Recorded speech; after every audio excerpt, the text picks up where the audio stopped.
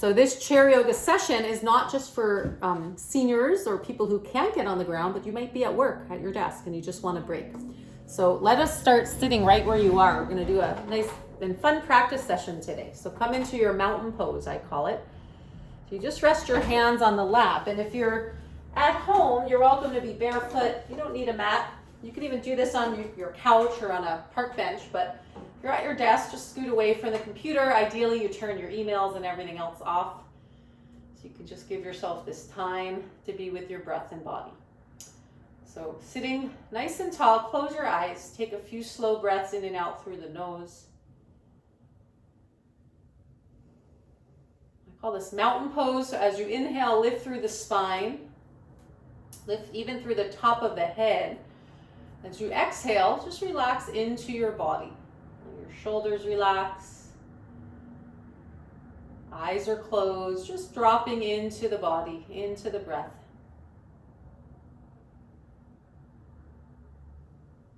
Start to slow your breath down, breathing in and out through the nose.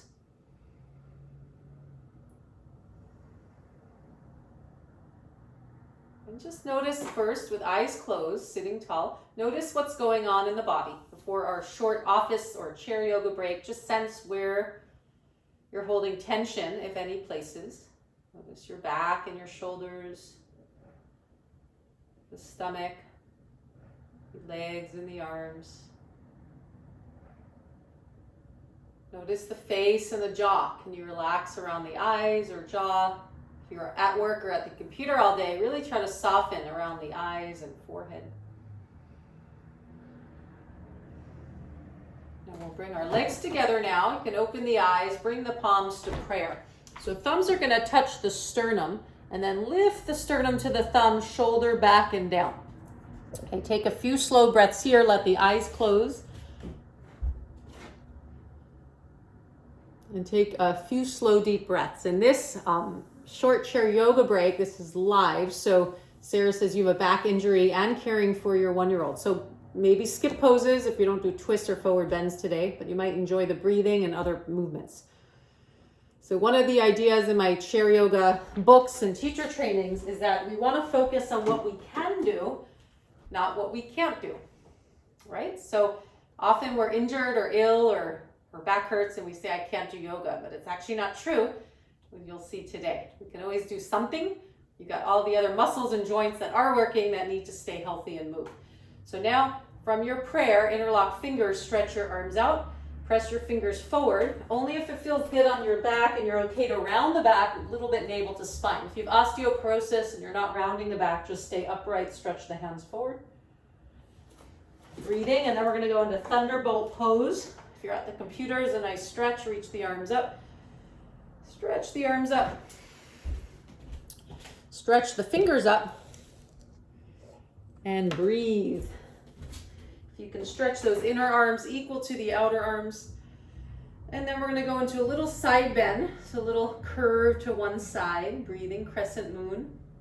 Other way. It doesn't have to be your deepest pose or stretch. Just a little desk yoga break or wherever you are.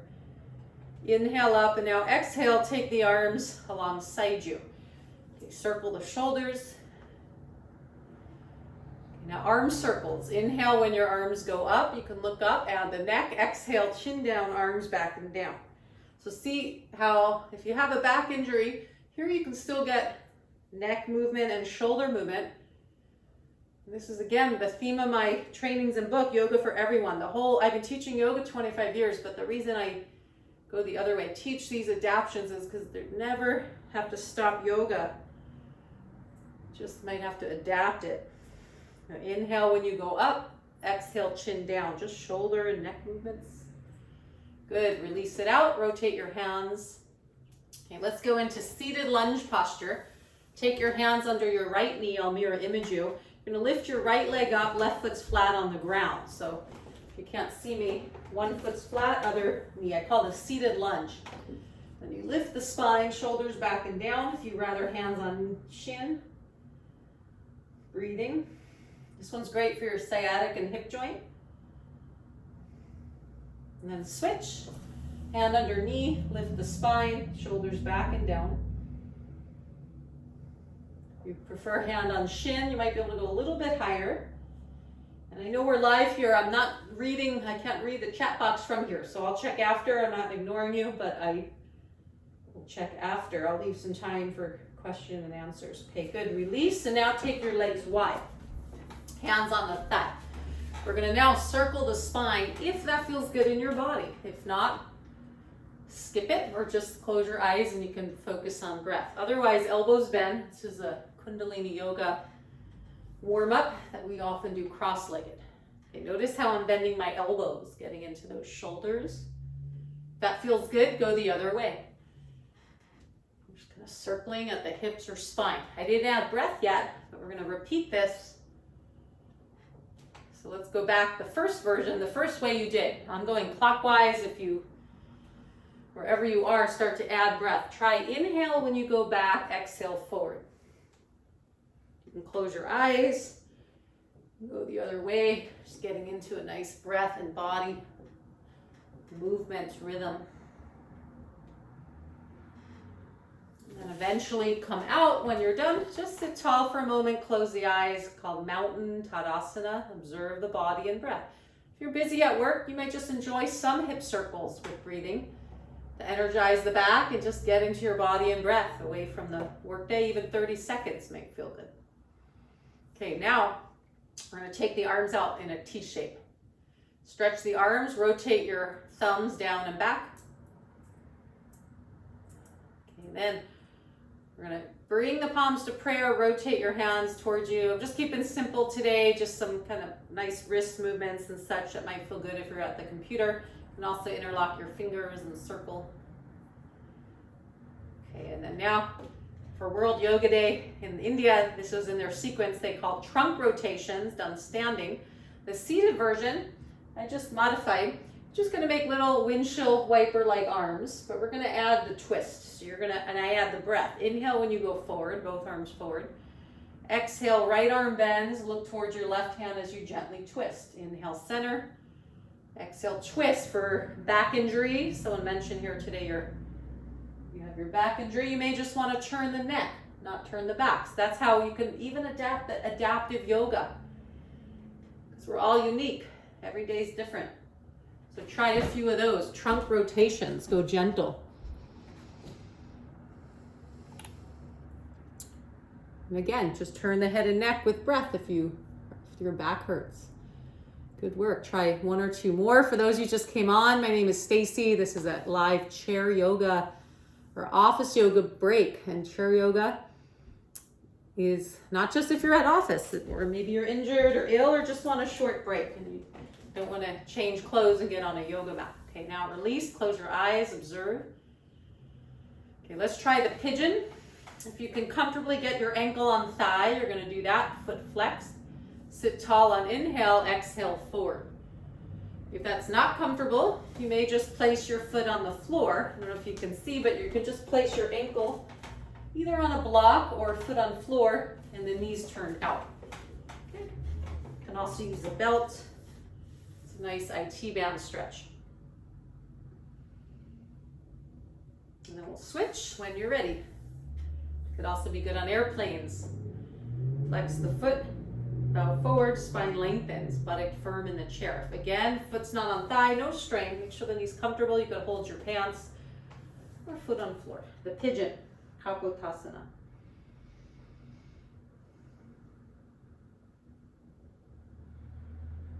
And then release, sit tall, massage your knees. This was seated chair yoga. So my teachings of chair yoga, I've been teaching yoga 25 years, chair yoga maybe 15 of those, or actually longer, because I've always adapted yoga for people with limited mobility or injury. And sometimes, like, we need a yoga block, we need a chair. Chair yoga, that was seated, but you can also do it standing. So for those who want to try a standing pose, you can also do this on your desk. You don't even need a chair. I call it in my book, desk downward dog. Your hands can literally be on the desk. It's like the down dog we do on the mat, but instead you don't have weight on the wrists. Now, for back injuries, you may not be leaning forward, so I'll show a different version, but standing, if this is okay to fold, you can bend the knees, walk the heels back under hips, extend the spine, and breathing. Down dog. Now, for those of you that don't have chair. You can either face the front of chair or from the back of chair if you don't have chair, a solid chair. You may be able to go a little lower if that feels good, more like the down dog angle, hands on the chair base. Breathing. Now if your back's hurting today, you're not forward bending, just stretch your arms up in the chair and at least get some arm length. Palms can be forward and then reach up. Only if you fold you can hinge, but if you're not forward bending, you can just reach up more like an upward hand pose. So try that and see if it feels good.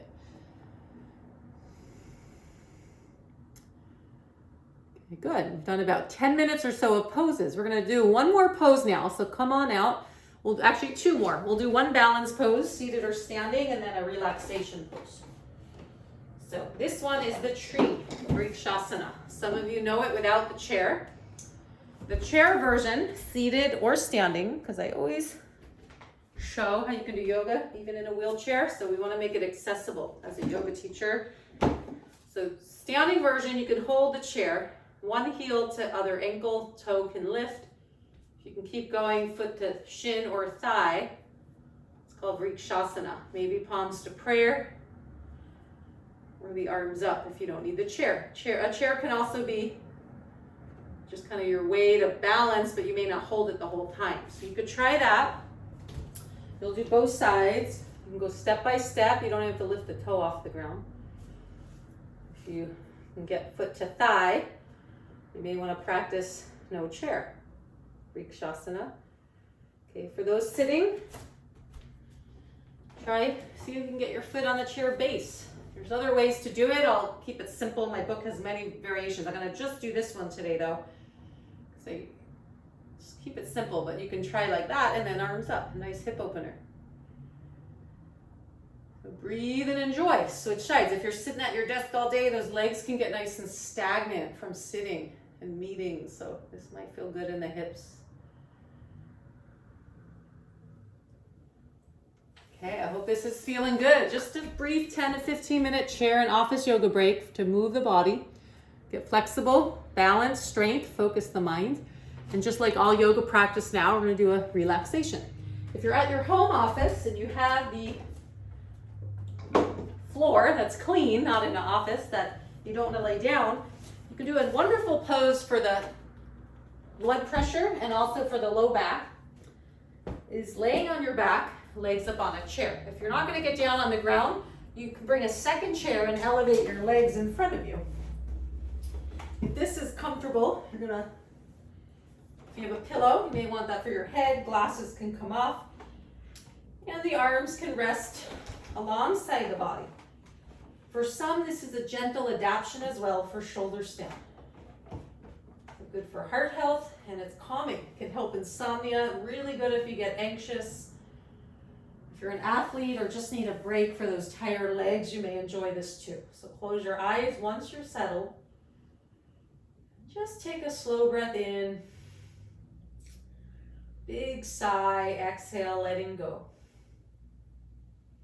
And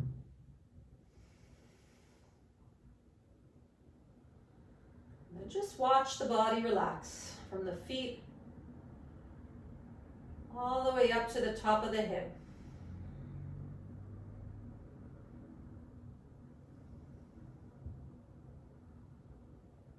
Watch the back relax.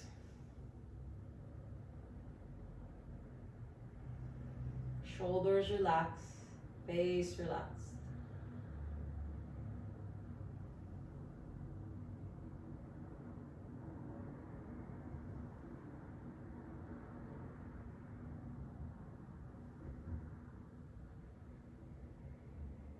Imagine your heart and all that healthy blood circulating through the body in this posture, blood flowing to and from the heart with ease. And if you have time, you're welcome to stay here even 5 or 10 minutes longer. Again, if you have back pain and you're comfortable getting down and up, you might enjoy that for your low back. If you want to come out, you're going to roll to the side, push off your hands, and you can end. If you're comfortable on the ground, you can sit cross-legged. You can mix yoga on the mat and chair yoga. Otherwise, sitting tall in the chair.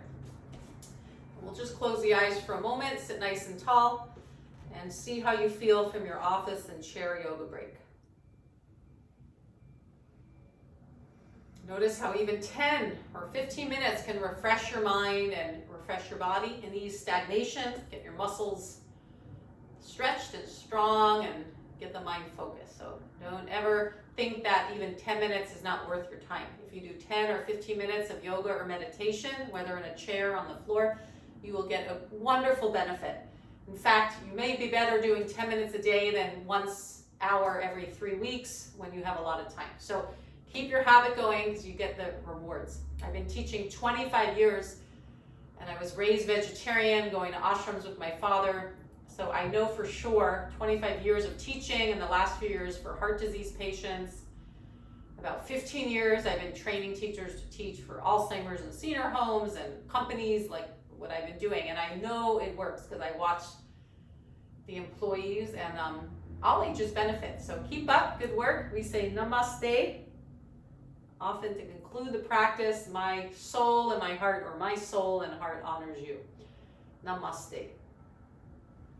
So I hope you enjoyed chair yoga. Yoga for everyone is what I say. Yoga is for everyone.